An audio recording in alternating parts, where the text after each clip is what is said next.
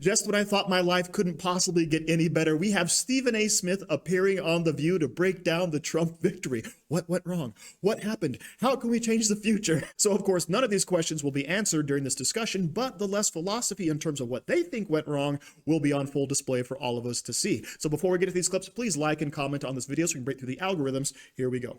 So you think the Republicans are sort of an extreme fringe party? No, I don't think that they're an extreme fringe party. I think that they're operating against those they believe are extreme on the left. Like, for example, when you talk about the LGBTQ community, I'm a fiscal conservative and I'm a social liberal.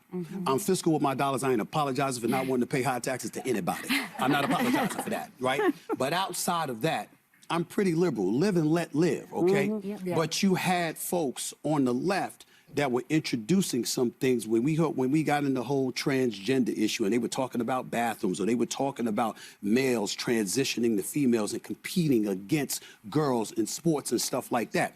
These That's less than 1% of the population. I understand that, but you know what? Out of But see, but I think that's where the mistake is made. Yeah, you're saying it's ridiculous.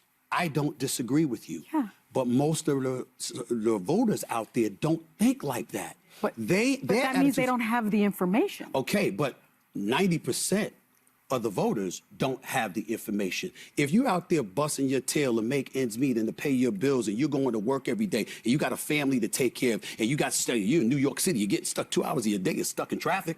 You understand? You got a whole bunch of stuff to go through. You don't have time to know what you and I know. Maybe you need to listen to the news when you're in traffic. Well, again, I agree with that. Not be uninformed. Notice how dismissive Sonny Hostin is of the majority of the country that voted for Donald Trump. Oh, they just don't know the issues. They're not informed. They have to watch the news more. Well, that's exactly what happened. They have turned off the news because they figured out that you're lying to us, right? Sonny, you're part of the problem. You're the one who's actually uninformed, because when it comes to all this LGBTQ plus stuff, all the craziness that Stephen A. Smith is referencing right there, right? The men and women's sports, the transitioning of children, all of this stuff, there's not one leader in the Democrat Party that would come out and speak out against it. All right. And as a matter of fact, Joe Biden, to my recollection, actually altered Title IX to include men in women's sports. All right. So this is not a fringe idea. This is not a fringe topic. And yes, even though it's way less than 1% of the population, it affects everybody. All right. But Sonny, you just don't know what you're talking about. And you have to get your head right on the issues, because why else would anyone vote for Donald Trump other than they were lied to? They were brainwashed. And of course, that's what Stephen A. Smith is kind of alluding to, right? Donald Trump basically leaned into all of these lies that were being told to America, which of course is where he's way off base. Well, I want to go back to what you said about black men being very comfortable with matriarchy, and I agree with that, because you know, black households are often led by a grandmother, black grandmother or black mother. However, 55% of Latino men voted for Trump. Why do you think that happened? Well, I think that economically, they were looking at things. First of all, you've got, in this country, you've got Cubans, Mexicans, Puerto Ricans, Guatemalans, Venezuelans, Colombians, et cetera, et cetera.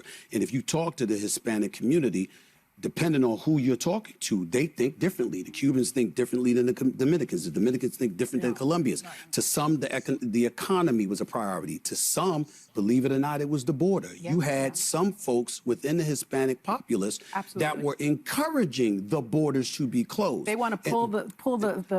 But here's why that's so imperative. It's so important, because we're not Latinos. They're telling you that's what we want. We had to stay online. We had to be online in order to get in. Who are you to bypass the line? And one of my friends, I remember he used this analogy, and I never forget this as long as I live. He said, "You like Six Flags, you go to Great Adventures?" I said, "I have." He said, "Sure, Disney World?" "Sure, I have. Of course I have." He said, "So you stand in line, you stand in line. Take about 2 hours to get on some of these rides because they're that popular."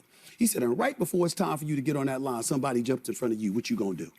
And he said that kind of mentality is how you have folks within the Latino, within the Hispanic community, some of them, not all, but some of them who view immigration that way. So again, when you think about the economics, when you think about immigration, those two things are what I have found has influenced the Hispanic vote one way or the other. So the assault on Puerto Rico, calling it a garbage island, didn't really affect. I think it didn't matter as much as in Allentown and in Philadelphia, but like you said, I'm Puerto Rican, right? So the Hispanic community is not a monolith. I agree with you, and a lot of I think people that are of Hispanic origin from, let's say, South America or Central America, they're willing to close the door behind them instead of letting somebody else in. So Stephen A. Smith, of course, is correct here on one of the aspects why Hispanic men went in record numbers for Donald Trump. And that, of course, is the border, right? If you came into this country the right way, why in the world would you want someone to cut in front of you in line, right? That is a great analogy that Stephen A. Smith gave there. But also, what's the other aspect?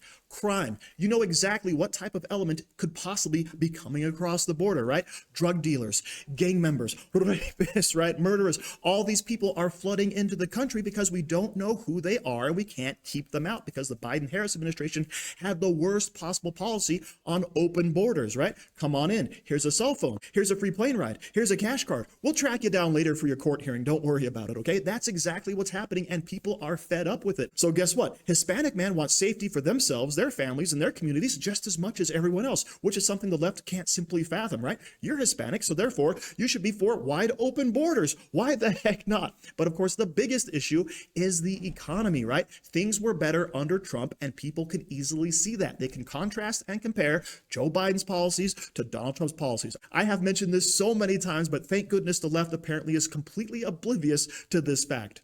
We respect our president, Joe Biden, but here's the reality. He got into office. He promised to be a transitional president, to be a stopgap to pave the way for somebody else to come on board.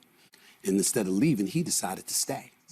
When he decided to stay, the Democrats were in a quandary because they were expecting him to leave. Now he wants to stay. They're around him. They're seeing the fastball has dissipated to some degree. They're seeing that he's not what he used to be. And what do you do about it? You grease the skids. There's no primary for him to experience. You let him go on stage June 27th, and clearly he was exposed.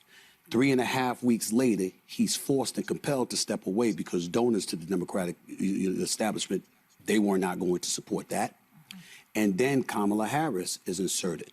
I don't blame her one bit. I thought she did a phenomenal job. Yep. She went all out. She did what she could.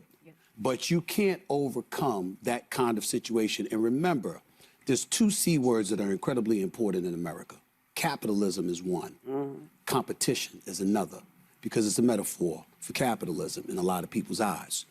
Because you were inserted, even though you were the vice president and it was the Biden-Harris administration, you had folks who said, wait a minute, she didn't experience a primary either. And the last time we saw her in a primary was 4 years ago, and she didn't even make it to Iowa. They used that as an excuse to point to her level of inexperience. Then you got the war in Russia and Ukraine. You got the Israeli-Palestinian conflict, Hamas and Hezbollah and all of that stuff.